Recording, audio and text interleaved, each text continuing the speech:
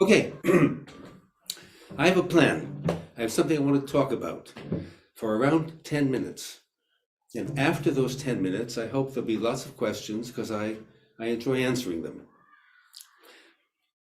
I told a friend of mine I was going to do another one of these cello chats. And he asked me, well, what's your endpoint? Well, they say a picture is worth 1,000 words. My endpoint is this or this or this when we use the bow. So I want to tell a few stories. And by the way, the trombone is involved. Anner Bilsma, the famous cellist from the Netherlands, told me the following story. That Anner's teacher went to hear Pablo Casals give a recital. I'm going to guess it was sometime in the 1920s when Casals would have been in his 40s and at the peak of his career. According to Anner's teacher, Casals sat 10 to 12 feet in front of the pianist. And if the pianist played too loud, Casals turned around and said, shh. Well, it's a bizarre story, but there's a point to take from it. I mean, I'm assuming it's true. I don't know why Anner Bilsma would have told me a story that wasn't accurate. The lessons that I take from this story are two. First of all, Casals knew that playing louder was not going to solve the problem. Playing louder was going to force him to spoil his playing, to narrow the range of what the cello can do expressively into just playing loud. So he refused to do it, because he understood that the voice of the cello has limitations, and once you go past a certain point, the voice is spoiled, constricted, and limited. The other thing that comes out of that story is he understood that balance is the entire issue for those of us who play the cello. The cello is not a powerful instrument. It sounds great on a recording. You know, the microphone is up close and personal, and they're fiddling with their knobs. Sounds great in a small room, like where we practice. It can sound wonderful in a hall by itself in a solo recital because there are no competing voices. I mean, for instance, I heard Anner Bilsma play quite a few times in fairly large halls. He did not make a big sound, but because he was alone and there was nothing else competing with his sound, one entered into his sound world. These are two big things that one should never force, because it spoils your playing, and the other is balance is what one always has to work for if one wants to be heard. Now, my next story. So, this is the one about the trombone.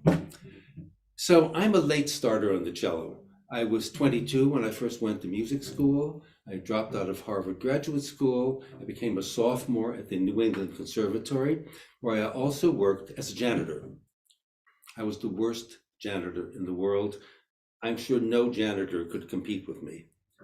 So anyway, so I started my studies, and I was an amateur. I'm an amateur janitor. No, I was an amateur cellist. I'm an amateur janitor also. So I had a long way to go. So after a year and a half, I went to Bloomington to study with Mr. Starker, and my father bought me the first nice cello that I'd ever had. It was a Louis Garçon, probably made in the 1780s. It had a beautiful carved scroll, you could see through it. So I went to New York with a friend who was a much more advanced player than I was, an excellent cellist, because he thought the cello could sound better. And I happened to be going to New York to visit my parents, and he was visiting also. We went to the shop where I bought the cello. Shop was the most famous violin shop in New York at the time. It was called Jacques Français Violins. So my friend played the cello, sent it back, had it adjusted again, sent it back, played it, sent it back, and finally Jacques Français came out and in frustration said to me in his heavy French accent, "What do you want from the poor cello? It isn't a trombone." And that's why I call this cello chat, it isn't a trombone. So we do have difficulties sometimes being heard. It's actually, I don't think it's all that uncommon. And no matter who you are, no matter what cello you're playing, it could be the most exalted instrument or it could be a humble one. A pianist who is not careful, a conductor who isn't listening carefully, a colleague, they can drown you out. I've heard it many times. I have heard famous cellists play concertos with orchestras. They had everything going for them, and the conductor messed it up. Because you can't fight back. It isn't a trombone. By the way, the trombone's a great instrument. I have nothing to say against the trombone. In fact, if you haven't heard Tommy Dorsey play, the famous band leader of the 1940s, who was a trombone virtuoso, he had the most singing lyrical style on any instrument I've ever heard. I recommend listening to him. So then the question is, what are we to do? The big problem that now I want to talk about myself, because I had a problem with this. My sound ideal for the cello was warm, lyrical, free, ringing, nuanced. And actually, come to think of it, none of my cello teachers ever talked about volume, about a big sound. The only conversation that was held was about beauty and expression. However, and by the way, I played in a light, lyrical, warm style. I mean, it's not like I played badly. I got into the Cleveland Orchestra playing that way. But as time went by, I received comments, not all the time, in concerts that I played. Michael, can't you give a bit more? Well, I didn't know how to give a bit more. But the problem was much greater than that. I didn't want to give a bit more because, I was afraid that the ideal sound that I was making on the cello, that I would spoil it. Because since I didn't really know how to do it well, I forced. Excuse me. So slowly, I had to adjust to the fact that my playing lacked something, and that if I was going to become a more complete cellist, I had to find a way to get energy into the cello on a higher level than I was doing, without forcing, and in such a way that I still identified with my sound under my ear, that sound had enough energy to be satisfying to somebody, let's say, sitting 50, 70, 80 feet away. In other words, that it was effective and I still liked it. So here is what I came up with. It's not very original. You can see cellists, like I'm picking two of them, Rostropovich and Leonard Rose, doing the same thing. My bow arm was mostly as a nice resonant note on the cello. There's nothing wrong with this. There's nothing wrong with that at all. But to get more precise, I played a concert and we played the Schubert E-flat trio. The first, this is the melody in the slow movement goes cello solo, goes like that. Now, I played it in such a way, probably the G's probably sounded like this. This is ringing and warm. And I thought I played it well. And then people came back after the concert and said, Michael, it didn't work. Well, I was shocked. In fact, the recording of that concert is on my YouTube site. It sounds very nice, but what I was doing did not work for people in the hall. What did I have to do? And now I'm getting to the way I found, because it's a personal thing, Each of us has to play the way we want to play, the way we like to play, within our limitations, the cello's limitations, what the piece demands. There are all kinds of factors that influence how we play and how forcefully we play. This note, if I drop my elbow and use a pulling motion rather than the floating motion, this note now has, it's more focused,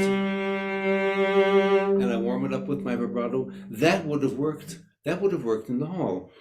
And as I started recognizing that I couldn't ignore this weakness in my playing, I made a habit of making sure that the notes that I played, instead of being light, were more focused and I warmed them up with my vibrato.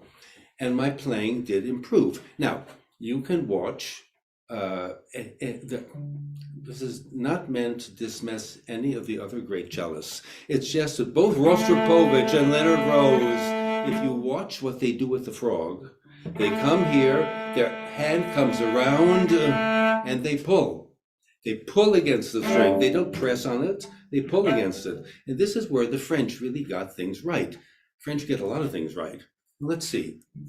Bread, wine, cheese, Gothic cathedrals, castles, fashion, Pierre Boulez, Maurice Ravel, Claude Debussy, Edith Piaf. Non, je ne regrette rien. But the reason I'm bringing up French is they don't say up bow and down bow. It's ridiculous. They say pull, tirer, and push. And what you can see, the cellists who play with a full tone and do not force, most of them are using some version of, instead of bearing down on the string, which just throttles it, to catch the string with a pulling motion, focus it, and then warm it up with the vibrato. Because the focus is to by itself, that's not nice, and that is. And that sound that I'm making just now has the capacity, more than that one, to project into a hall, and I'm not forcing. So basically, this whole bit that I've been intending to talk about is forcing, pressing, trying to play louder than the cello can bear, because in fact, it isn't a trombone. I mean, the trombone is such a powerful instrument. This isn't one. And so we have to stay within the limits of our limits, the piece, the cello, everything, what we want to hear. But I had to learn to play in a style that was more successful in a hall, which is something that I lacked before. Now I'm hoping that we have some questions. Let's see if we have any questions. Are there any questions yet? I'm hoping to have, nothing yet. Okay. Well, I hope somebody's watching, and I hope somebody will ask some questions. In the meantime, I have some things that I can ask myself. Okay. In your mind, what is it that makes an effective practice session? Well, I have been very organized in the way that I practiced. And for most of my life, I think I mentioned this in other chats, I basically did what Jascha Heifetz recommended in an interview. He said that he's devoted half of his practice time to technical things, and that meant for me all kinds of exercises, thirds, sixths, octaves, bowing exercises, trill exercises, shifting exercises, etudes, all those kinds of things. I devoted a lot of time to them because that is the classical way of building a string technique. It's been a classical way for centuries, and it works. And actually, if you don't do those things unless you have a very rare gift, there are going to be real holes in your technique that can only be filled with that kind of work. The other part of his practice time, he said that he worked on repertoire. So that is the way I organized my work, to make sure that I didn't leave any skills that I needed to have, leave them unattended. I'll give you an example. I did thirds, sixths, and octaves every day, my entire life. Because if I encountered third, sixth, or octaves in a piece that I was playing, and I didn't have that skill built into my playing, I couldn't do it. So I had more than one student for whom doing that kind of work was, not all that attractive, but they did pay for it when they came in the Dvorak concerto, for example, to the passage in octaves, or Saint-Saëns, or Haydn D major. So the answer to an effective practice session for me was to leave nothing ignored, none of the essential things that one needs to do to build a classic command of the cello. And I did that my entire life. I did that my entire life because I couldn't play well. If I didn't do that work, it showed up in my playing. Okay, so that's, okay, well, there's another dimension of an effective practice session. So I think I've spoken about it before. How long I can concentrate on during any given period of the day, it varies. Sometimes my concentration lasts 5 minutes, sometimes it goes for an hour. And what I learned, as time went by was not to ignore the times when my concentration lapsed, because I wasn't going to get anything valuable done during that time. What I did in that case was either I switched to something else. Let's say I was practicing octaves and I became frustrated with them, which is a pretty easy thing to do. Well, then I switched to an etude and my interest was reignited, or a repertoire piece or something like that. And in other situations where I could not reestablish my concentration, I took a break. That's a very, very important thing, because simply to drone on and you're practicing when actually you're not paying attention. I mean, what is practicing?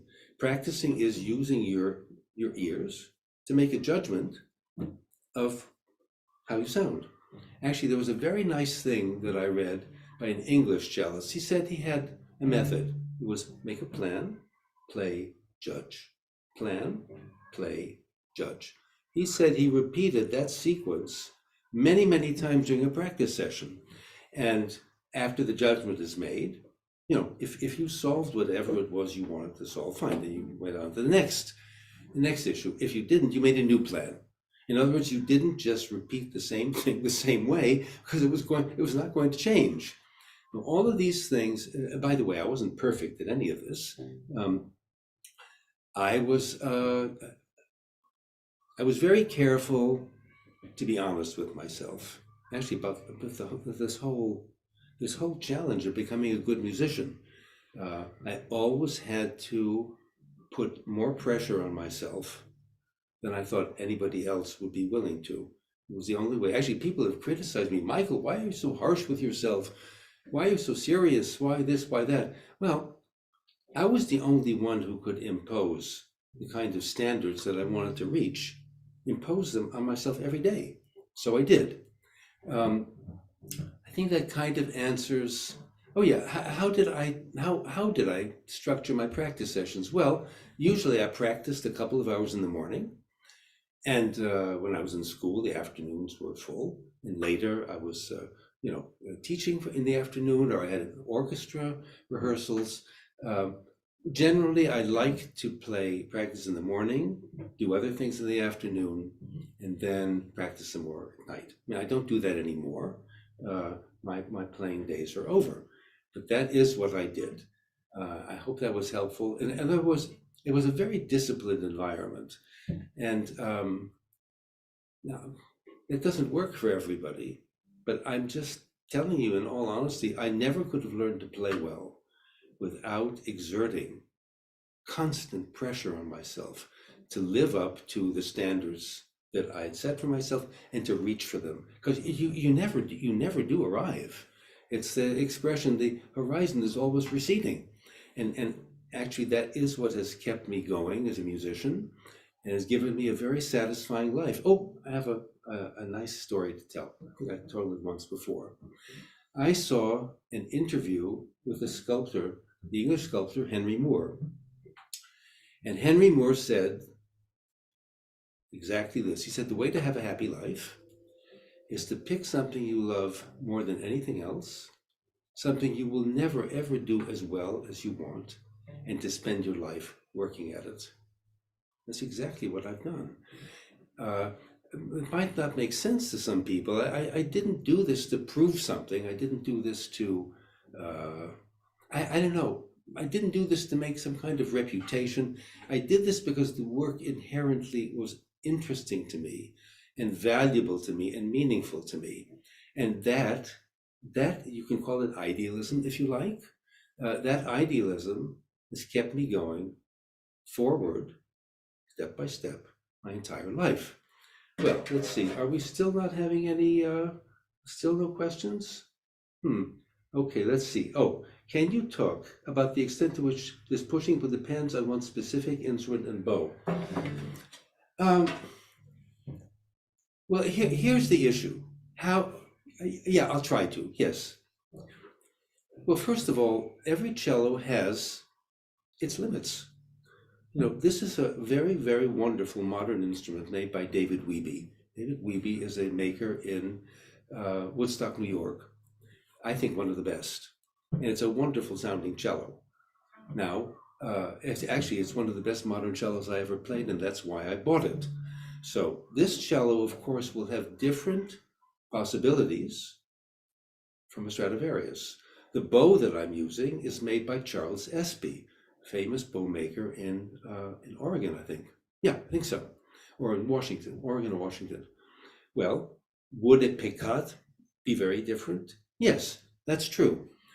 But the principle of how to get energy into the cello without forcing it, without crushing it, irrespective of the instrument, I think that the idea of pulling against the resistance in the string, then pushing against the resistance, and taking that sound and warming up with the vibrato, whether it's a Strad or a Wiebe or a Picot or an Espy, I think the principle is the same. The idea is to fulfill your own dream of the sound that you want to make.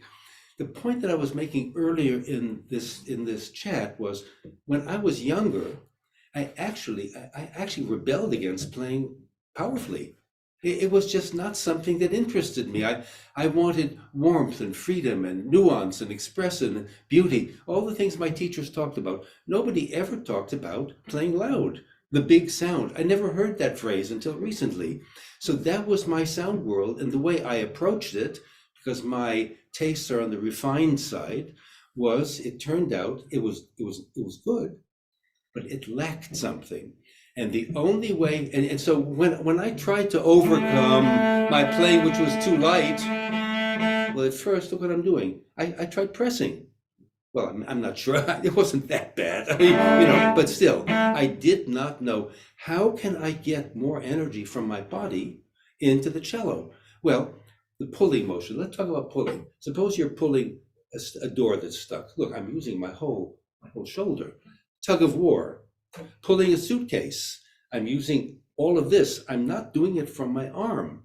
I'm doing it from my whole shoulder and back. So that for me was a revelation, because this has more energy than that does. And so where your question is concerned, I think the answer you have to question is with your ears. Because our ears determine how we play and how we want to sound. So I do think that no matter the cello and the bow, the principle of not pressing on the string, of pulling against the resistance, I think those are sound principles. By the way, on this subject, I'm remembering something that Gregor Piatigorsky said, which was helpful to me as a player and helpful to me as a teacher. He said, feel the string. Well, pulling against it is a good way to feel it. Use the stick so that as you go through the stroke, you're actually feeling that you're using the stick for what its purpose is, which is to transfer energy as you go farther out, transfer it from your body into the cello. There have been many, many lessons where I was teaching somebody and I wanted them to change their sound. I said, feel the string. Use the bow, and all of a sudden, however they were playing, the tone deepened. I hope I answered the question. Let me see. It depends on one specific. Well, and I do hope I answered your question. I think the principle is the question I'm answering is, how do you transfer a large amount of energy into the cello without shutting it down?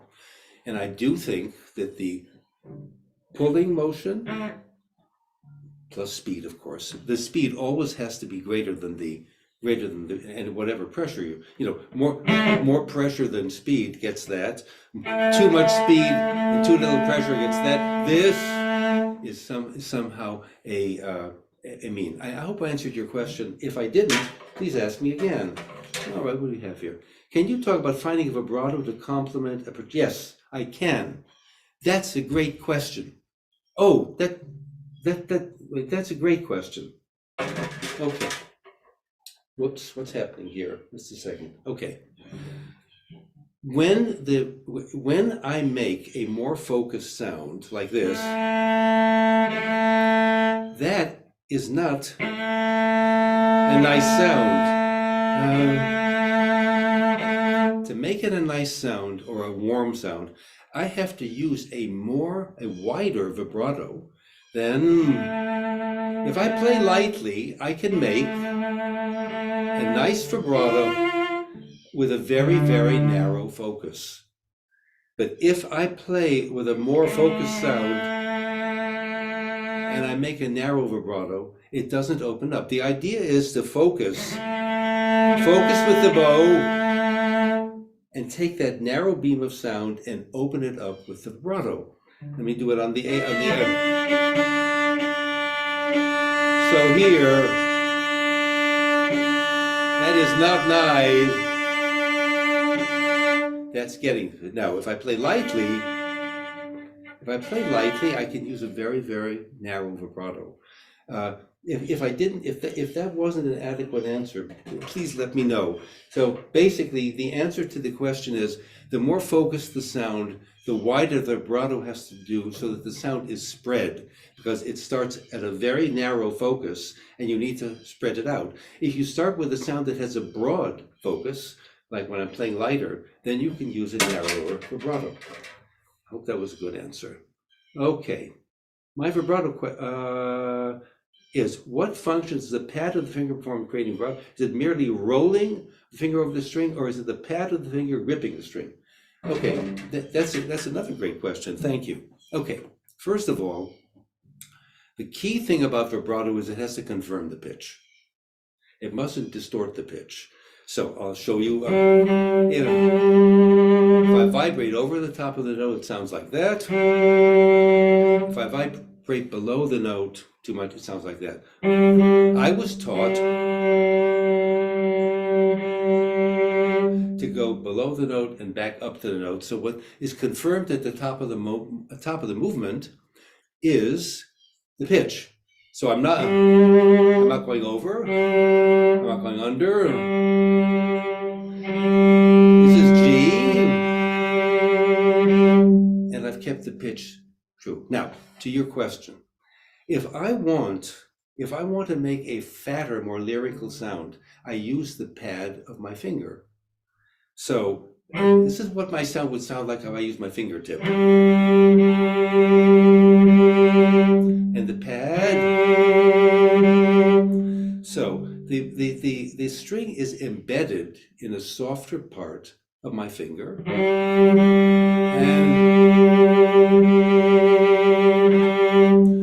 so let's see. It is the pad. Yes.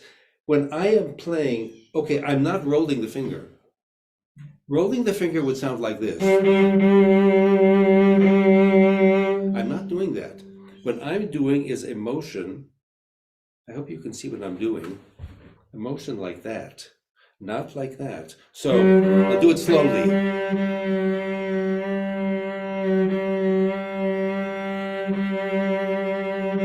My finger is not rolling. If it rolls, it'll distort the pitch. Now, this is how I vibrate and how I was taught to vibrate. All of my vibrato, the motion is the same. It is from the top of the pitch, below and back, and the motion does not go over the top of the pitch. Now, it actually, to be honest with you, it's very, very rare that I play on my fingertips. If I'm playing fast, I want to keep my fingers close to the string, and so they're coming on the fingertips. But anytime I want to play lyrically, I'm using the fatter part of my finger. The motion is like that, Actually, if my answer wasn't adequate, I can go into much more detail about how I learned to vibrate. Rolling of the note. Okay, the pad. Okay, you said gripping. Wait a minute. I have to continue with this question. I'm not gripping. I'm relaxing. I'm relaxing my finger and my arm into the string. I'm making a motion like this. I'm not grabbing. The power to press the string down is coming from my arm. I'm doing that. I'm not gripping. If that wasn't an adequate answer, please let me know. Okay, let's see what we have here. Oh, there are no more yet. Let's see. What role does the wrist play in the vibrato? Okay. I don't think I use my wrist at all. So let me go over this. Basically, what I'm doing when I vibrate is a forearm motion. Now here, all the way here I have to use my whole arm because I can't really use the forearm. Here is forearm, here is forearm. And what about here? I'm still using my forearm. I am not familiar with modern cello playing using a wrist vibrato. That doesn't mean it doesn't exist, and I'm certainly not saying it's bad. It's just that's not how I vibrate. And so the wrist is firm. Why is the wrist firm? Because the motion that comes from, this is a motion of the whole arm here. The forearm motion, this motion has to be transferred through the wrist into the finger of the string. So my wrist is not active, my wrist is passive because the energy is being transferred through my arm, through the wrist, and into my fingertip. By the way, if any of these questions, if I haven't answered them, just ask it again. When do you feel most inspired in the practice room? Do you find inspiration and new ideas outside of the practice room? Is it always classical music? Well,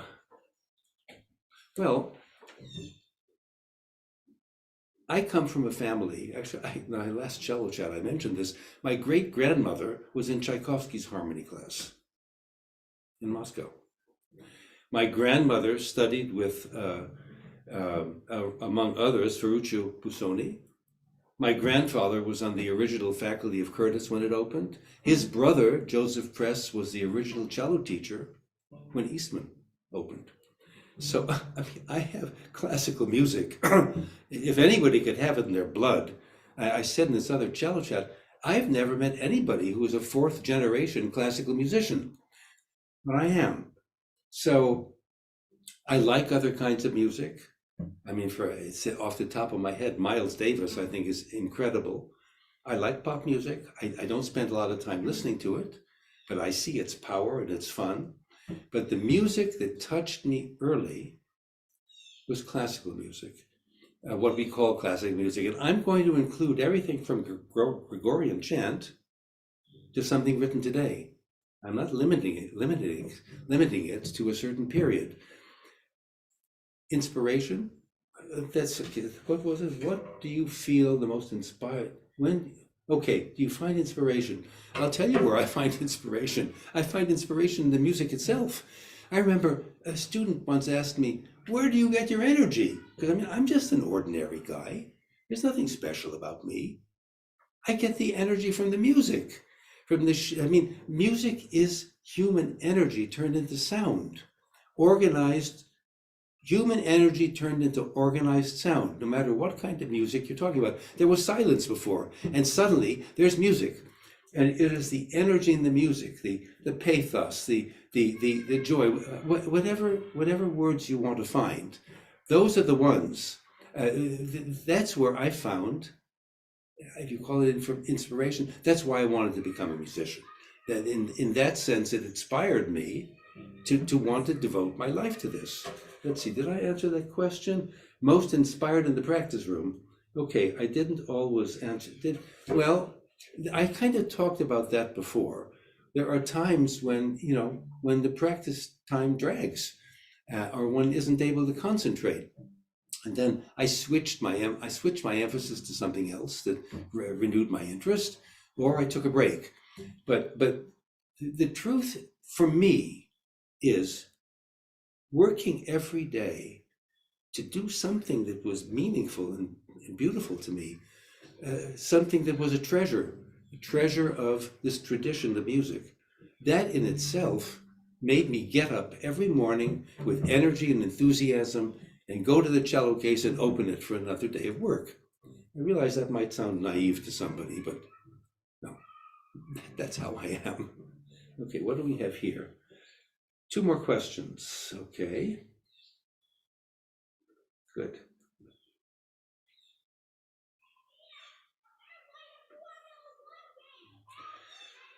Strategies, intonation in high positions. Well, okay. So that's an easy one in a way. Okay, wait. Okay. You know, the first octave is this big, second is this big, the third is that big. The notes become closer and closer together.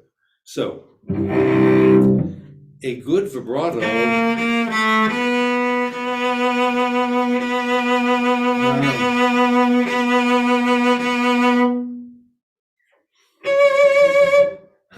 that's not going to work, because here, because the notes are so far apart,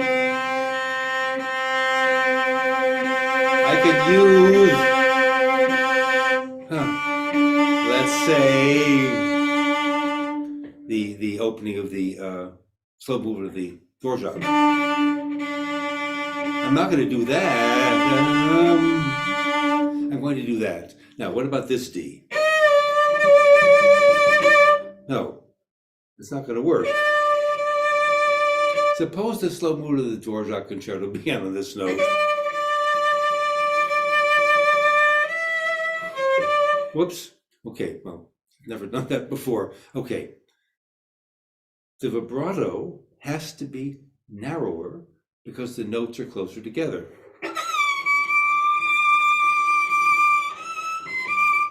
Well, what if you play up here? The notes have become very, very, very close together. So I hope I'm answering the question. This D, I can play like that. That one. I'm using 3 different widths and speeds of vibrato.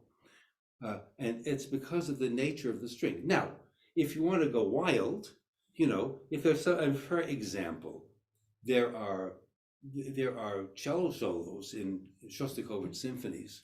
I mean, I've heard, I can't play one right now, I don't have it memorized, but I have heard cellists go, you know, go wild up there because they felt that the moment called for that kind of intensity. So this expands the answer. The first answer I gave, I think, is a proper one. But if there's a moment in a composition that you feel demands a special kind of intensity that violates the rules that I just showed you, well, then you have to do it, because what comes first is the music and playing it expressively and convincingly. I hope that answered the question. Whoops, what happened here? Wait a minute, I lost this. Any more questions? What are some habits you cultivate in the practice that make you a more confident performer? Okay. Have I ever been a confident performer? I remember Fritz Mogg. Some of you may not know his name. He was a major cello teacher in Indiana for, 40 years, had many wonderful students. And a friend of mine was studying with him and was going to give a recital. And my friend said to Fritz Mogg, I don't know that I'm prepared. And Fritz Mogg said to him, why do you think you'll ever be prepared? There's a dimension of this. I mean, I can't speak for Mstislav Rostropovich. By the way, if you never heard him live, there was nothing like it. He was a one-man nuclear power station.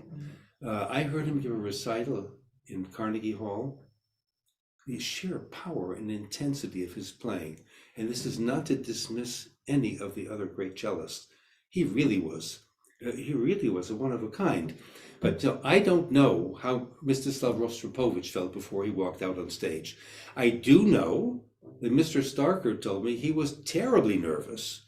He knew that he could do it. I mean, he didn't doubt that once he was on stage, it would be okay. But before, he told me it was pretty bad.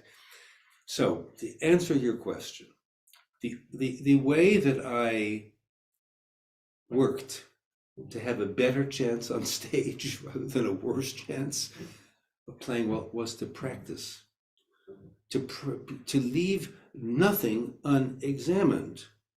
Every note, every phrase, every pitch, every bow stroke, everything, until I felt that I knew what I was doing throughout a piece. That doesn't mean that on the stage, I said, oh, now let's see, raise your elbow here. No, of course not. But it was built into my playing. And that allowed me, when I knew that I had prepared to that level, I knew that my chances were good. The other part of the question, the other part of the answer I want to give is, the only times that I have felt confident on stage are when I was performing frequently. And in fact, I'm remembering an interview with David Oistrakh, which is, of course, impractical for those of us who are not famous soloists. He said the only way to feel comfortable on stage is to be on stage every week. Well, I mean, unless you're a famous soloist, that's impossible. But I prepared. I never stopped working. And then I said, okay, you've examined everything. Now you have to go out there and do it. More often than not, it turned out well. But so I want to expand this answer a little bit. I got up and played 15 different concertos over the course of my life as a musician. I wanted to learn them because when I taught them, I wanted to feel I had worked my way through them. Well, some of them I played once. Well, it was impossible for me, even if I started a year before, which I frequently did. It was impossible for me the first time I did it, the only time I did it, to play as well as I was capable of. I probably needed another 5 or 6 or 7 performances just to work out the few things. They weren't huge things. They were small things, and small things can spoil the excellence of a performance. But I got up and did it. Now with chamber music, there were times when I played frequently, and then I became more confident. But the basic answer to your question is not to neglect preparation. Actually, I need to expand this answer a little bit. Don't go to orchestra auditions unless you are really, really, really, really well prepared, especially with the excerpts. I trust everybody to play their concertos well. I had a wonderful teacher. It was Mihaly Virizlay, a great cellist from Hungary, who was the principal cellist of the Baltimore Symphony.